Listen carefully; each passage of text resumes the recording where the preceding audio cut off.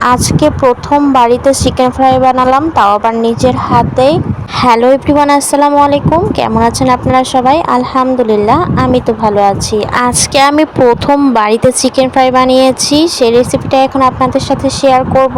তো ফার্স্টে আমি এখানে দুটো চিকেন লেগ পিস নিয়ে নিয়েছি। চিকেন লেগ পিসগুলোকে সুন্দর করে ধুয়ে একটু কেটেও নিয়েছি, যেন মশলাগুলো সবগুলোই ভিতরে ঢুকে। তো আমি এখানে কি কি মশলা ব্যবহার করেছি সেই সবগুলো এখন আমি এক এক করে বলে দিব। তো ফার্স্টে আমি দিয়ে দিয়েছিলাম আদা বাটা, আর রসুন যেহেতু বাটা ছিল না তাই রসুন একেবারে কুচি কুচি করে কেটে দিয়েছিলাম। তারপরে দিয়েছিলাম সামান্য পরিমাণে ধনিয়ার গুঁড়া, সামান্য পরিমাণে লবণ আর একটু গরম মশলার গুঁড়ো। এরপর লেবু দিয়ে দিব। লেবু দেওয়ার পর দিয়ে দিয়েছিলাম শুকনা মরিচের গুঁড়ো।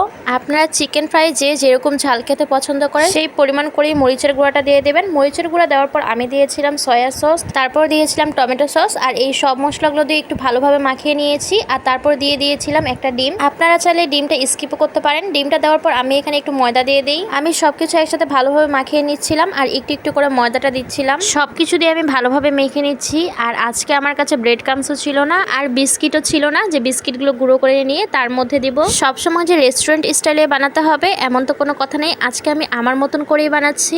এখন আমি আধা ঘন্টার জন্য ম্যারিনেট করে রেখে দিলাম। আধা ঘন্টার বেশি সময় রাখতে পারলে আর একটু বেশি ভালো হতো, কিন্তু আমার কাছে যেহেতু এত সময় নেই তাই আমি আধা ঘন্টার জন্য রেখে দিলাম। আর এদিকে ফ্রাই প্যানের মধ্যে তেল ঢেলে দিলাম, তেলটা গরম হোক। আর এখানে আমি একটা ভুল করে ফেলেছি। কি ভুল করেছি আমার ভিডিওটা লাস্ট পর্যন্ত দেখতে থাকুন, তাহলেই বুঝতে পারবেন। আর এই তো তেল গরম হওয়ার পর আমি এখন এখানে চিকেন দুটো দিয়ে দিলাম। এখন আপনারা অনেকেই বলতে পারেন মাত্র দুটো চিকেন রান্না করছেন, এটার আবার ভিডিও শেয়ার করছেন আমাদের সাথে। হ্যাঁ, আমি এজন্যই শেয়ার করছি কারণ এবার ফার্স্ট টাইম আমি চিকেন ফ্রাই রান্না করছি বাসায়। আর দুটো চিকেন পিস নেওয়ার কারণ হলো বাড়িতে আমরা মাত্র দুজন মানুষ, আমি আর আমার আম্মু, এই জন্য দুটো পিস নিয়েছি। আর যেহেতু এবার প্রথম আমি বাড়িতে চিকেন ফ্রাই রান্না করছি, কেমন হবে সেটা তা তো আমি জানি না, এর জন্য আমি শুধু দুটো পিসে নিয়েছি যেন নষ্ট না হয়। তো আমি এখানে একটু পরপর ঢাকনা খুলে এপিট ওপিট করে ভেজে নিচ্ছিলাম, আবার ঢেকে দিচ্ছিলাম, এভাবেই ভাজাভাজি করছিলাম। আমি এতক্ষণ থেকে চিকেন ফ্রাই রান্না করছি, আমার আম্মু কিন্তু একবারও রান্নাঘরে আসেনি। কি করছি আমি সেটা কিন্তু আম্মু একবারও আসে দেখে যায়নি, তাই আমি আমার ভুলটাও খুঁজে পাচ্ছিলাম না। কি ভুল করেছি আমি আপনারা নিশ্চয়ই দেখে বুঝতে পেরেছেন, আর যারা বুঝতে পারেনি তারা একটু পরে দেখলে বুঝবেন। আর আমি চিকেন ফ্রাই রান্না করা শিখেছি আমার খালামণির কাছে।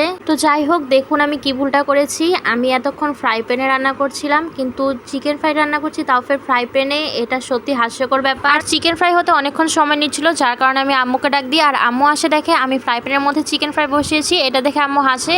পরে আম্মু একটা কড়াইয়ের মধ্যে চিকেন ফ্রাইগুলো ঢেলে দেয়। ফ্রাই প্যানের মধ্যে চিকেন ফ্রাই যে হয় না তা কিন্তু নয়, যদি ছোট ছোট চিকেনের পিস হয় তাহলে সেটার জন্য ফ্রাই প্যান বেস্ট। আর আমার চিকেনের লেগ পিসগুলো ছিল অনেক বড় বড়, এর কারণে ভালোভাবে ভাজাই হচ্ছিল না। আর কড়াইয়ে দেওয়ার পর চিকেন ফ্রাইগুলো খুব তাড়াতাড়ি ভাজা হয়ে যায়। আর চিকেন ফ্রাই ভাজা শেষে যে মশলাটা ছিল সেটাও আমি ভেজে নিই, এটা আমার কাছে খেতে দারুণ লেগেছিল।